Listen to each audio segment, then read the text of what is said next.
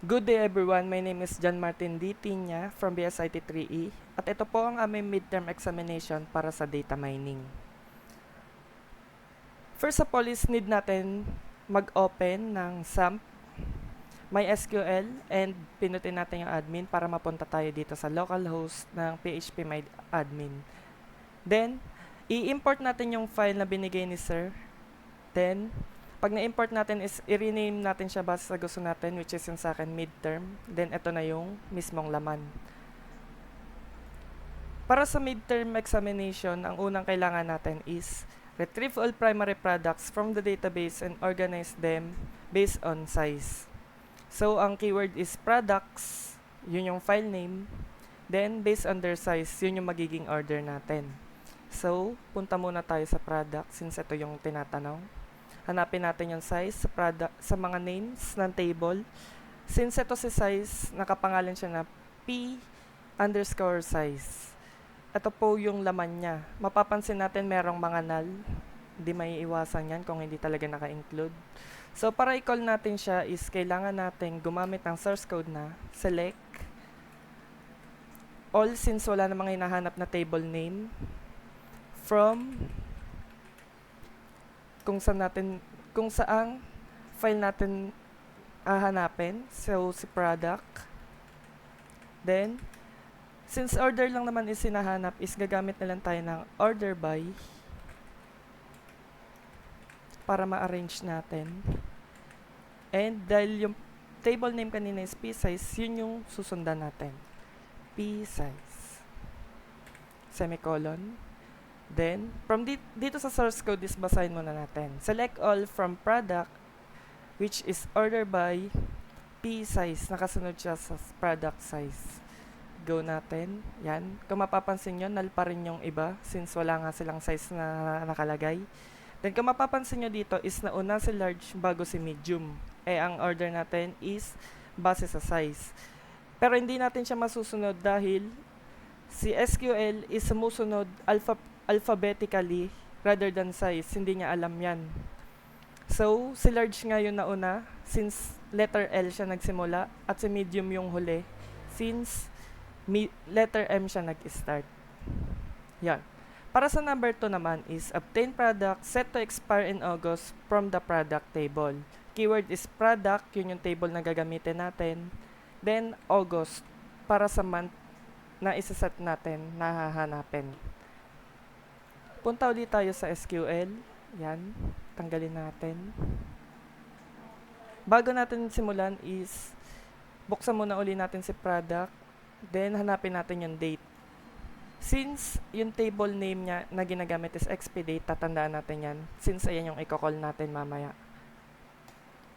Yan. Ang gagamitin nating source code is select all pa din since walang specific table na hinahanap.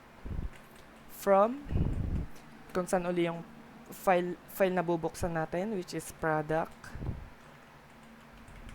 Then, since ang hinahanap natin is month, magsiset tayo ng where, kung ano lang hinahanap natin, month, para maging specific. Then, sundan natin yung table name para masundan natin yung date. p_expdate. Then, since si August is number 8 sa month, yun yung ilalagay natin. Go. Kung mapapansin nyo dito, is nakalist na sila according sa date. And lumabas lang is puro August since yun lang naman yung hinahanap natin. Yan. Para sa number 3 is calculate the total sales from product cart table including product name, size, and quantity. So, ang hinahanap nating file is product cart. Ito yung table.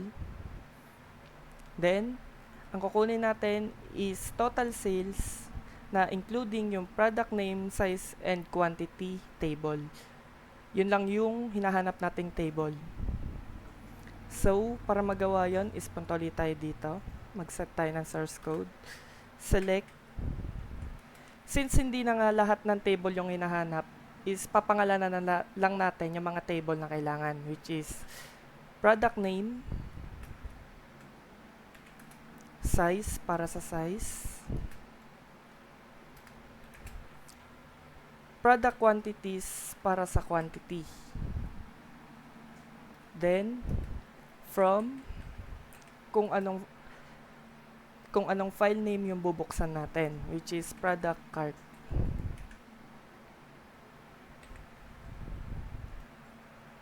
Since ang hinahanap natin is total sales, is bubuksan ko na rin si total.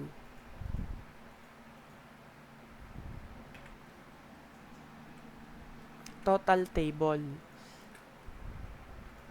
Yan. Kung mapapansin nyo, wala pa yung total sales dito. Ang mangyayari is, by opening total, nakikita nyo yung mga total, ipag-a-add lang natin sila para makuha natin si total sales. Since naka-multiply naman na siya kay product quantities, sa una pa lang kaya naging total na siya. So, ang gagawin natin is,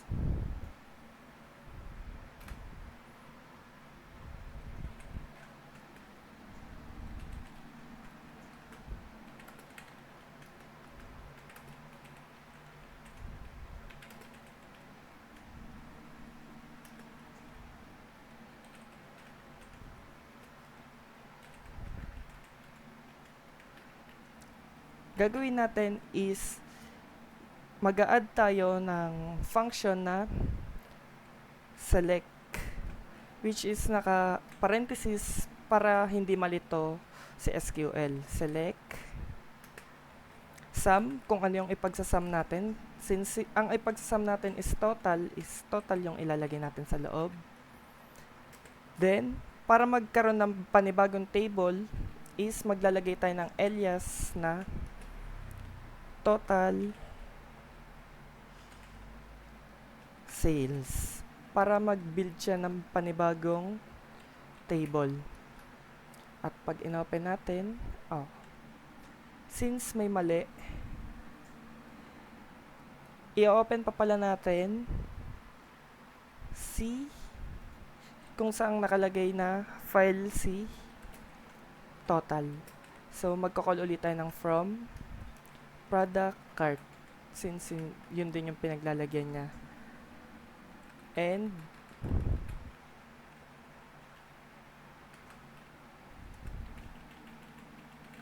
hanggang dito lang si parenthesis.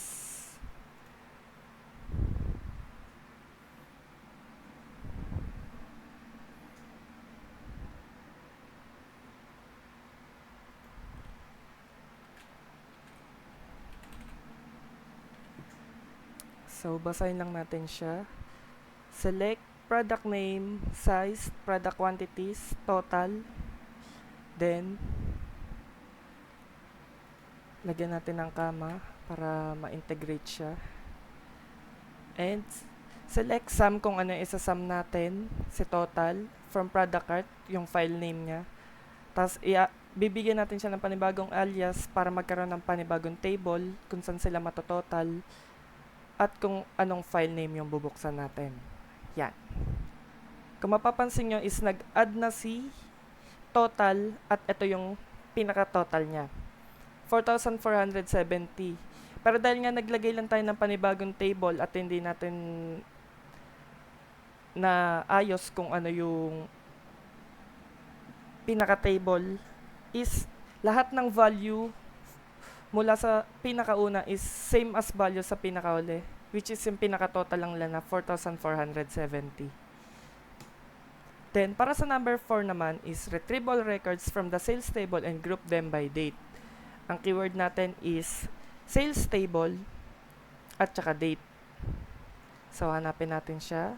Open natin sales table. Ito yung laman niya. And date. Kung mapapansin nyo is meron lang tayong 2 dates. So, dapat dalawang group lang yung magawa natin. Meron tayong 2023, September 24 at saka 2023, September 26. Ang table name natin is date underscore uploaded. Then, select all since wala naman uli hinahanap na table. From sales, since ayun yung file na o-open natin. Then, since i-group natin, gagamit tayo ng group by. Then, kung ano yung pattern na gagamitin natin, which is date underscore uploaded, para ma-determine niya kung ano mga dates. Then, open natin. Kung mapapansin nyo is 2 groups lang talaga yung meron, kagaya ng sinabi ko kanina. And since si Americano, and Barako yung nangunguna para sa 2023, September 24, at si Plain Croissant naman yung nangunguna para sa 2023, September 26, is sila yung magiging group name natin. Since yung mga nasa baba nila is kaparehas na lang, is hindi na siya ipapakita. Kung ano na lang yung pinakauna according sa date. Next is number 5 na determine the number of entries in the product cart table. Ang keyword uli natin is product cart at saka yung entries. So, para makakuha natin sila is gagamit tayo ng select all from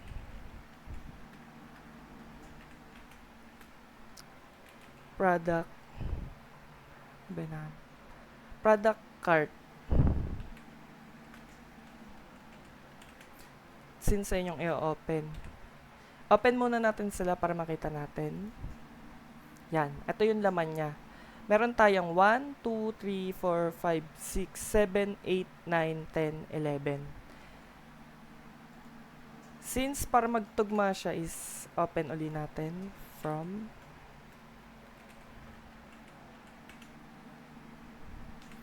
So, para ma-count natin yung total entries is maglalagay tayo ng count kung ano yung bibilangin natin. Then, dahil lahat yun is gusto natin bilangin, is ipaparenthesis natin si all para mabilang natin lahat ng entries. Tapos, para mas malinis at saka para hindi table lang, is maglalagay tayo ng alias para mag-set as name ni table. Then, papangalanan natin according sa gusto natin. Sa akin, ang lalagay ko lang is total underscore entries. At yan.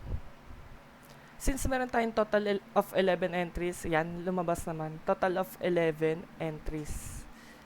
At dun lang nagtatapos ang aming midterm examination. Yun lamang po at maraming salamat.